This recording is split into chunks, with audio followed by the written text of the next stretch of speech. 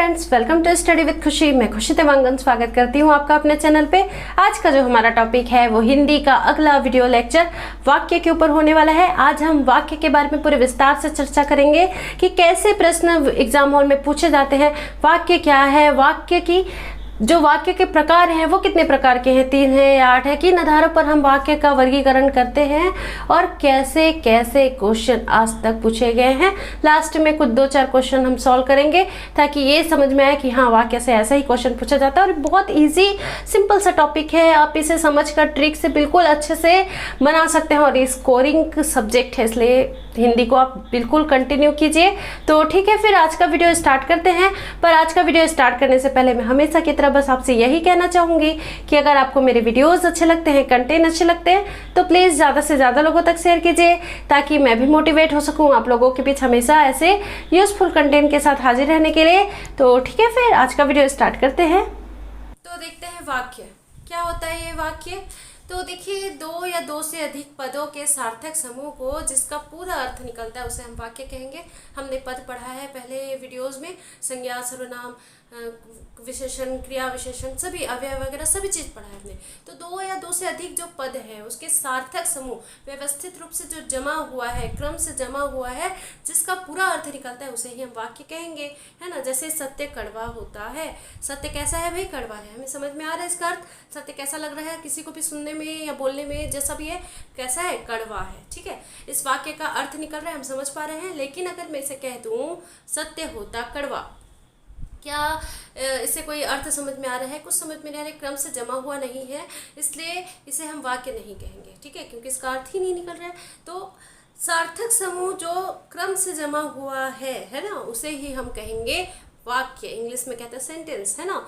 तो ये तो हो गई वाक्य की परिभाषा। चलिए वाक्य के अंग देख लेते हैं कैसे हैं, कितने अंग हैं वाक्य के। तो सबसे पहली बात देखिए, वाक्य के अंग को जानने से पहले आपको ये जानना होगा कि वाक्य में 3 भाग होते, 3 पार्ट होते। मुख्य रूप से आपको ये 3 भाग देखने को मिलेंगे ही। एक तो कर्ता होगा, यानी कार्य करने वाला कर्ता, कर्म होगा, और क्रिया, यानी जो क्रिया या कार्य हो रहा है वो क्रिया होगी। ठीक है, तो क्या क्या होगा भाई? कर्ता, कर्म और क्रिया। क्रिया का प्रभाव जिस पर पड़ता है उसे हम कर्म कहते थे। तो कर्ता, कर्म और क्रिया वाक्य के भाग होंगे, वाक्य में आपको देखने को मिलेंगे। और इन्हीं आधार पर, इन्हीं तीनों के आधार पर वाक्य के अंग बनाए गए हैं। और वाक्य के कितने अंग हैं? तो 2 अंग हैं। कितने हैं? 2। एक तो होगा उद्देश्य, दूसरा होगा विधेय। ठीक है, क्या क्या होगा? उद्देश्य और विधेय। जैसे एग्जाम्पल मैं बोलूँ, राम ने रावण को मारा। किसने मारा? राम ने मारा। किसको मारा? रावण को मारा। ठीक है, तो यहाँ पे क्या क्रिया हो रही है? मारने की क्रिया हो रही है। किसे मारा जा रहा है? रावण को। किसके द्वारा मारा जा रहा है? राम को। तो अब इसे आप कैसे पहचानेंगे कि इसमें उद्देश्य क्या है और विधेय क्या है ना। तो उद्देश्य वो होगा जो कार्य कर रहा है, जो कार्य कर रहा है, यानी कर्ता जो भी है वो क्या है? उद्देश्य है। और जो कार्य किया जा रहा है वो क्या है? विधेय है। ठीक है, उद्देश्य इसमें कौन होगा? राम, क्योंकि राम ही कार्य कर रहा है। क्या कार्य कर रहा है? रावण को मारने का। तो रावण को मारने का जो कार्य है वो क्या है? विधेय है। ठीक है, उद्देश्य क्या है? राम। तो इस तरह से उद्देश्य और विधेय से भी क्वेश्चन पूछे जाते हैं। अब देखते हैं वाक्य के भेद कितने हैं। तो तब सिंपल सा है, हम इसे 2 प्रकार से देखेंगे। क्योंकि जब वाक्य के भेद आपसे पूछे जाएंगे तो अगर अर्थ के आधार पर वाक्य का भेद पूछा जाए तो आपको 8 पे टिक करना है, क्योंकि अर्थ के आधार पर वाक्य के 8 भेद होते हैं, जबकि रचना के आधार पर वाक्य के 3 भेद होते हैं। ठीक है, तो जो मैंने स्टार्टिंग में बोला कि वाक्य के कितने भेद है, 3 है या 8, तो अब क्लियर हो गया होगा। अर्थ के आधार पर कितने हैं? 8। अर्थ 8 है ना, अर्थ 8। ठीक है, रचना के आधार पर कितने हैं? तो 3। थोड़ा थोड़ा जल्दी जल्दी देख लेते हैं कि क्या है ये भेद। तो अर्थ के आधार पर जो 8 प्रकार हैं वो क्या है? विधानवाचक, निषेधवाचक, प्रश्नवाचक, विस्मयादिवाचक, आज्ञावाचक, इच्छावाचक, संकेतवाचक और संदेहवाचक। अगर मैं इसे एक्सप्लेन करूंगी तो आप बिल्कुल अच्छा समझ पाएंगे। देखिए, पहला मैंने कहा विधानवाचक। विधानवाचक वाक्य क्या होता है? वह वाक्य जिससे किसी प्रकार की जानकारी प्राप्त होती है। मतलब हमने कोई वाक्य बोला, उससे हमें जानकारी मिल रही है। ठीक है, हमें कुछ इन्फॉर्मेशन मिल रही है, तो वो क्या हो गया? विधानवाचक वाक्य हो गया। जैसे कि भारत एक देश है, हमें एक जानकारी मिल रही है। भारत क्या है? एक देश है। ठीक है, कैसा है ये वाक्य? विधानवाचक है। ठीक है, राम के पिता का नाम दशरथ है। हम राम भगवान के बारे में पढ़ते हैं, हमें एक जानकारी मिल रही है कि राम का जो पिता है वो कौन है? दशरथ। यानी राम के पिता का नाम क्या है? दशरथ है। दशरथ अयोध्या के राजा है, हमें जानकारी मिल रही है ना। तो जिस भी वाक्य से हमें ऐसी कुछ सूचना या जानकारी मिलती है उसे हम विधानवाचक सूचक वाक्य कहते हैं। ठीक है, तो हो गया विधानवाचक। अब देखिए निषेधवाचक, ये एकदम ईजी है। निषेध मतलब क्या होता है? मना, है ना। निषेध मतलब क्या होता है भाई? मना। तो जिन वाक्यों में कार्य ना होने का भाव प्रकट हो या मना करने का भाव प्रकट हो उसे क्या कहेंगे हम? निषेधवाचक वाक्य। जैसे मैंने दूध नहीं पिया, तो जहां जहां भी आपको नहीं या नकारात्मक वर्ड देखने को मिलेगा वहां होगा निषेधवाचक वाक्य। जैसे मैंने दूध नहीं पिया, मैंने खाना नहीं खाया, नहीं का बोध हो रहा है, कार्य नहीं करने का बोध हो रहा है ना, तो इसे हम कहेंगे निषेधवाचक। ठीक है, प्रश्नवाचक क्या है? नाम से स्पष्ट है, प्रश्न पूछा जा रहा है ना। तो वह वाक्य जिसके द्वारा किसी प्रकार का प्रश्न किया जाता है वो क्या है? प्रश्नवाचक वाक्य है। जैसे भारत क्या है? हमने पढ़ा था भारत एक देश है, तो इसमें क्या पूछ रहा है? भारत क्या है? क्वेश्चन मार्क है साथ में। तो प्रश्नवाचक वाक्य जब भी होगा उसके साथ में क्वेश्चन मार्क भी होगा, प्रश्नवाचक चिन्ह होगा। ठीक है, राम के पिता कौन है? दशरथ कहाँ के राजा है? तो ये कैसा है? इसमें प्रश्न पूछा जा रहा है, तो इसे हम कहेंगे प्रश्नवाचक वाक्य। तो इजीली आप पहचान जाएंगे। आज्ञावाचक वाक्य, देखिए आज्ञावाचक नाम से ही स्पष्ट है। इसमें क्या है? आज्ञा दी जा रही है या फिर प्रार्थना की जा रही है। क्या किया जा रहा है? या तो आज्ञा दी जा रही है या फिर किसी से प्रार्थना की जा रही है ना। तो ये विधि सूचक या आज्ञावाचक वाक्य कहलाता है। जैसे कि कृपया बैठ जाइए, कृपया बैठ जाइए, प्रार्थना की जा रही है, कृपया लगा हुआ है ना। तो आप जहाँ जहाँ कृपया देखिए वहाँ आज्ञावाचक वाक्य है, आप आँख बंद करके टिक लगा दीजिएगा। ठीक है, कृपया शांति बनाए रखें, कृपया शांति बनाए रखिए, तो ये भी कैसा है? आज्ञावाचक। शांत रहो, आज्ञा दी जा रही है, शांत बैठो, है ना। तो ये कैसे हैं? आज्ञावाचक है। तो ये भी आप पहचान जाएंगे भी इजीली। अब देखिए विस्मयादि बोध, जो विस्मयादि वाचक वाक्य है वो कैसे होगा? तो विस्मय मतलब क्या होता है? आश्चर्य। मतलब जिस भी वाक्य से आपको किसी प्रकार की गहरी अनुभूति का प्रदर्शन होता है या फिर आश्चर्य टाइप की कुछ बातें होती है तो क्या कहलाता है? विस्मयादि वाचक वाक्य। जैसे ओह कितनी ठंडी रात है, हमने कहा ओह, और इसके बाद जो ये चिन्ह लगा हुआ है ना, इसे ही हम क्या कहेंगे? विस्मयादि वाचक, है ना। तो इस टाइप से आपको देखिएगा, जो ओह के बाद लिखा है ओह कितनी ठंडी रात है, बल्ले हम जीत गए, आह आहा कितना सुंदर उपवन है। तो ये हो गया विस्मयादि वाचक वाक्य। ठीक है, अगला देखते हैं इच्छावाचक। तो इच्छावाचक क्या होगा भाई? नाम से स्पष्ट है, इच्छा जताने की बात हो रही है ना। मतलब जिस भी वाक्य से आपको इच्छा, आकांक्षा, आशीर्वाद का बोध होगा उसे ही इच्छावाचक वाक्य कहेंगे। जैसे भगवान तुम्हें दीर्घायु करे, भगवान तुम्हें दीर्घायु करे, हम मनोकामना कर रहे हैं उसके लिए, आशीर्वाद बोल रहे हैं ना। तो भगवान तुम्हें दीर्घायु करे, नव वर्ष मंगलमय हो, या जो भी आप इस टाइप की बधाइयाँ देते हैं वो इसी के अंतर्गत आ जाएगा। ठीक है, संकेतवाचक वाक्य क्या होगा भाई? तो इसमें क्या नाम से क्या स्पष्ट है? किसी प्रकार के संकेत का बोध होगा, है ना। जैसे राम का मकान उधर है, हम इशारा कर रहे हैं, एग्जैक्ट नहीं बता रहे, संकेत की बात हो रही है ना। राम का मकान उधर है, सोनू उधर रहता है, इधर उधर, इस टाइप के जो वर्ड आएंगे वो क्या है? संकेतवाचक वाक्य के उदाहरण है। ठीक है, अगला है संदेहवाचक। संदेह मतलब शक करना है। ठीक है, संदेह, जिस भी वाक्य में संदेह का बोध होगा उसे संदेहवाचक कहेंगे। जैसे क्या वह यहाँ आ गया, क्या उसने काम कर लिया, हमें कंफर्म नहीं पता है, हम संदेह कर रहे हैं क्या वो सच में आया है, क्या उसने काम किया है ना। तो क्या वह यहाँ आ गया, क्या उसने काम कर लिया, तो इसमें संदेह का बोध हो रहा है, इसलिए हम क्या कहेंगे? इसे संदेहवाचक वाक्य। तो इस तरह से हमने अर्थ के आधार पर 8 प्रकार वाक्य के देख लिए। अब बस रचना के आधार पर जो 3 भेद होते हैं उसे देख लेते हैं, क्योंकि ज़्यादातर क्वेश्चन इसी से ही पूछे जाते हैं कि रचना के आधार पर जो वाक्य के 3 भेद हैं उसी में से ही आपको ज़्यादा कंफ्यूजिंग क्वेश्चन पूछेगा। ठीक है, जैसे पहला है सरल वाक्य।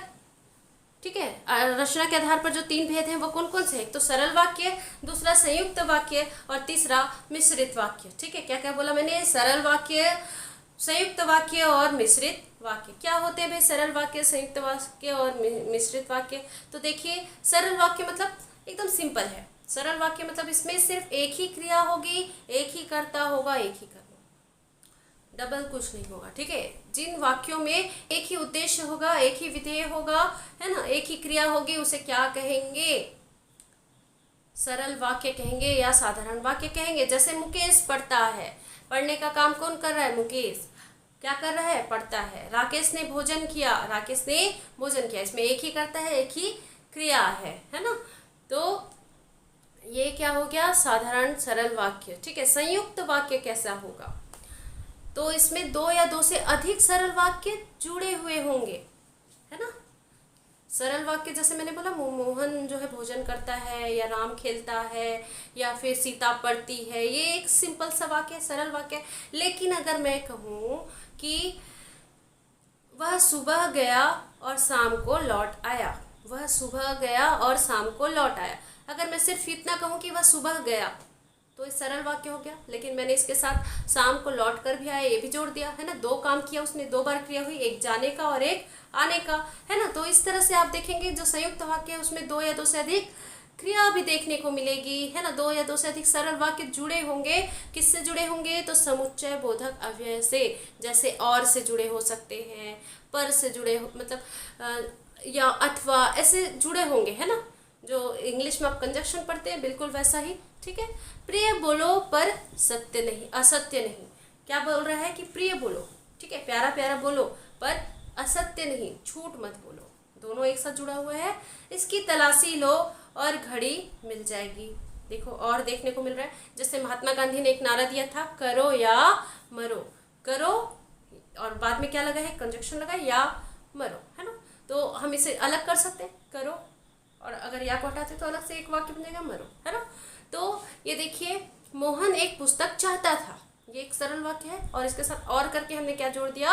वह उसे मिल गई। मतलब मोहन ने जो पुस्तक चाहा वो उसे मिल गया, ठीक है। तो मोहन एक पुस्तक चाहता था और वह उसे मिल गई। मैं वहां पहुंचा और तुरंत घंटा बजा। दो कार्य देखने को मिल रहा है, मैं वहां पहुंच भी गया हूँ, उसके बाद क्या हो रहा है? वहां से तुरंत घंटा बजा, ठीक है। तो इस तरह से आप देखेंगे जो संयुक्त वाक्य है उसे देखो, मिश्रित वाक्य और संयुक्त वाक्य में ही आपको कंफ्यूजन होगा।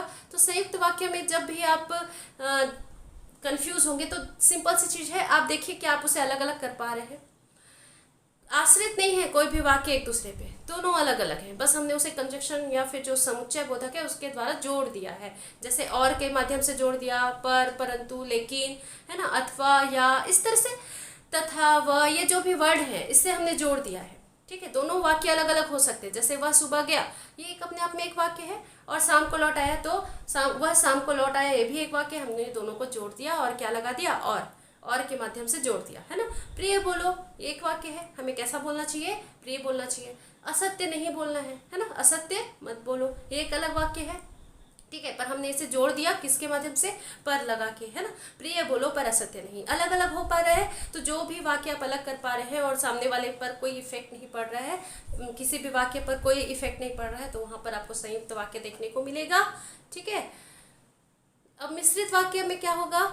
जिन वाक्यों में एक मुख्य वाक्य होगा और दूसरा वाक्य उस पर आश्रित होगा। मतलब हम जब सामने वाले वाक्य को अलग कर देंगे ना, जो बाद वाला वाक्य है, तो उसका कोई अस्तित्व ही नहीं रहेगा, ठीक है। मतलब हम इसे अलग नहीं कर पाएंगे। मिश्रित वाक्य जो है मिक्स हो गया है, जैसे दूध में पानी मिक्स हो गया, फिर आप उसे अलग कर सकते हैं क्या? नहीं कर सकते ना। बिल्कुल वैसे ही मिश्र वाक्य क्या है? एक दूसरे से मिक्स हो चुका है। इसमें एक मुख्य वाक्य होगा, मेन लाइन, ठीक है, और उसके बाद एक आश्रित उपवाक्य होगा, ठीक है। इसे ही मिश्रित वाक्य कहेंगे, ठीक है। इसमें एक मुख्य उद्देश्य होगा और एक मुख्य विधेय होगा। इसके अलावा भी इससे अधिक जो भी समापिका क्रियाएं हैं वो होंगी। जैसे एक एग्जाम्पल देखिए, जो ही उसने दवा पी वह सो गया। यहाँ पर एक मुख्य वाक्य क्या है? जो ही उसने दवा पी, यानी दवा को पीना। ये जो दवा को पीना वाला जो लाइन है ये क्या है? एक मुख्य वाक्य है। इसी का ही रिएक्शन हो रहा है सेकेंड लाइन पे, वह सो गया। क्यों सोया? क्योंकि उसने दवा पी। अगर हम इसे अलग कर देंगे तो जो इसका भाव है वो अलग हो जाएगा, प्रकट ही नहीं होगा, है ना। तो इस टाइप के वर्ड जो हम अलग नहीं कर सकते, आश्रित होता है। जो ही उसने दवा पी वह सो गया। क्यों सोया? क्योंकि उसने दवा पी। इस टाइप के जो वर्ड है, वाक्य है, वो मिश्रित है। जैसे ये देखिए, यदि परिश्रम करोगे तो उत्तीर्ण हो जाओगे। मतलब आपने एक कार्य किया, उसका परिणाम मिल रहा है। क्या आपने परिश्रम किया तो आप पास हो रहे हो, है ना। यदि परिश्रम करोगे तो उत्तीर्ण हो जाओगे। कैसे उत्तीर्ण होगे? परिश्रम करने पर, ठीक है। मैं जानता हूँ कि तुम्हारे अक्षर अच्छे नहीं बनते। मैं क्या जानता हूँ कि तुम्हारे अक्षर अच्छे नहीं बनते, इन्हें अलग नहीं किया जा सकता। तो इसमें देखिए आप तो कि इस टाइप के इस टाइप का जो वर्ड है वो यूज़ होता है मिश्रित वाक्य में, है ना। जैसे वह जो लड़का है छोटा है, किसकी बात हो रही है? वह जो लड़का है वही छोटा है ना। यह वही बच्चा है जिसको बैल ने सींग से मारा था। अगर हम इसे अलग कर दे, यह वही बच्चा है, ठीक है, और अलग एक वाक्य अलग कर दे जिसको बैल ने सींग से मारा था, तो कोई सेंस ही नहीं निकल रहा है। इसलिए क्या है, एकदम मिक्स हो चुका है। इसमें कहीं भी और, पर, परंतु, लेकिन इस टाइप के वर्ड से हमने इसे जोड़ा नहीं है ना। तो इसमें एक मुख्य वाक्य है जिसका रिएक्शन हमको सेकेंड लाइन में देखने को मिल रहा है, ठीक है, प्रतिक्रिया देखने को मिल रही है, क्योंकि यह वही बच्चा है जिसको बैल ने सींग से मारा। जो गरीब की सहायता करते हैं वे धर्मात्मा होते हैं। कौन है धर्मात्मा? जो गरीब की सहायता कर रहे हैं, जो गरीबों की सहायता करते हैं वही क्या है? धर्मात्मा है। तो इस टाइप से आपने देख लिया सरल वाक्य, संयुक्त वाक्य और मिश्र वाक्य। सरल वाक्य में सिर्फ एक ही कर्ता, एक ही कर्म, एक ही क्रिया है। मुकेश पढ़ता है, राकेश ने भोजन किया, सोनू खेलता है, सीता गाती है, मतलब सिंपल सा वाक्य है। सरल वाक्य तो ऐसे ही पहचान लेंगे। संयुक्त वाक्य में आपको दो सरल वाक्य या दो से अधिक सरल वाक्य आपस में जुड़े हुए देखेंगे कंजक्शन या समुच्चय बोधक के माध्यम से, ठीक है। जैसे उसमें और, पर, परंतु इस टाइप का आपको देखने को मिलेगा। जैसे करो या मरो, दोनों अलग अलग वाक्य है, इसको जोड़ दिया, करो या मरो, है ना। मोहन एक पुस्तक चाहता था और वह उसे मिल गई, ठीक है। मोहन को पुस्तक मिल गई, मोहन एक पुस्तक चाहता था और मोहन को एक पुस्तक मिल गई, और करके हमने जोड़ दिया, ठीक है। तो ये तो हो गया संयुक्त वाक्य। वैसे ही मिश्रित वाक्य मैंने भी आपको अच्छे से समझाया, इसे ही मिश्र वाक्य भी कहते हैं। तो ये तो हो गई आपकी जो वाक्य से पूछे जाने वाले प्रश्न। चलिए अब अगला देखते हैं, वाक्य से कैसे प्रश्न पूछे जाते हैं। 4-5 क्वेश्चन बस मैंने किए, बाकी आप जो भी आपके पास ऑब्जेक्टिव क्वेश्चन अवेलेबल हैं वहाँ से आप कीजिएगा, ठीक है। देखिए पहला क्वेश्चन है, रचना के आधार पर वाक्य के कितने भेद है। तो रचना के आधार पर हमने भी पढ़ा था 4, 5, 2, 3। तो इसमें तो 8 ऑप्शन में है ही नहीं, तो आप ऐसे ही टिक लगा लेंगे। कितने हैं भी रचना के आधार पर? 3, ठीक है। कौन सा मिश्र वाक्य है? अब आपको पहचानना है इसमें से कौन सा मिश्र वाक्य है। राहुल पढ़ रहा है, इसमें एक ही कर्ता है, एक ही क्रिया है, एक ही कर्म है, तो राहुल पढ़ रहा है, ये कैसा वाक्य हो गया? सरल वाक्य हो गया। सुरेश नदी में डूबने लगा, तो ये भी सरल वाक्य हो गया। मैंने सुना है कि सुरैया ने निकाह कर लिया है, वह आया, थोड़ी देर बैठा और तुरंत लौट गया। तो देखिए यहाँ तो और वर्ड यूज हो रहा है ना, तो ये कौन सा वाक्य हो गया भाई? संयुक्त। मैंने सुना है कि सुरैया ने निकाह कर लिया, मैंने क्या सुना है? सुरैया ने निकाह कर लिया। तो ये जो सा है यही क्या है आपका? मिश्रित वाक्य, ठीक है। झूठ मत बोलो, झूठ मत बोलो, ये किस प्रकार का वाक्य है भाई? झूठ मत बोलो, तो देखिए प्रश्नवाचक है क्या? नहीं।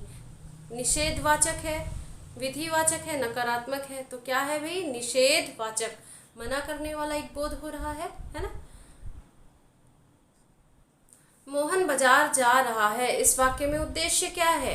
मैंने बताया अच्छा, जो कार्य कर रहा है वही उद्देश्य है, तो इसमें कौन है? मोहन, ठीक है। एक गिलास पानी लाओ, अर्थ के आधार पर वाक्य है। एक गिलास पानी लाओ, तो कैसा है वाक्य? ये निषेधवाचक है क्या? मना हो रहा है? नहीं। इच्छा हो रहा है क्या? नहीं। संदेह हो रहा है क्या? नहीं। आज्ञा हो रही है, हम किसी से पानी मंगा रहे हैं, तो ये क्या है? आज्ञावाचक, ठीक है। तो इस तरह से आपने वाक्य से जितने भी क्वेश्चन बनते हैं या जिस प्रकार के आपको जानकारी चाहिए थी मैंने आपको कंप्लीट यहाँ पर बता दिया है, ठीक है। तो आज का जो हमारा वीडियो है वो यहीं तक था। इसके बाद हम समास को कंटिन्यू करेंगे और हिंदी में जो समास है, समास के कितने प्रकार हैं और समास से कैसे क्वेश्चन पूछे जाते हैं उसे पूरे विस्तार से चर्चा करेंगे। आज के लिए बस इतना ही। वीडियो को लास्ट तक देखने के लिए थैंक यू सो मच। अगर आप चैनल पर नए हैं और आपने अभी तक चैनल को सब्सक्राइब नहीं किया है तो चैनल को सब्सक्राइब जरूर करें, बेल आइकन को प्रेस करना ना भूलें ताकि मेरे वीडियो की नोटिफिकेशन आपको टाइम पर मिलते रहे। मिलते हैं नेक्स्ट वीडियो में। Thank you.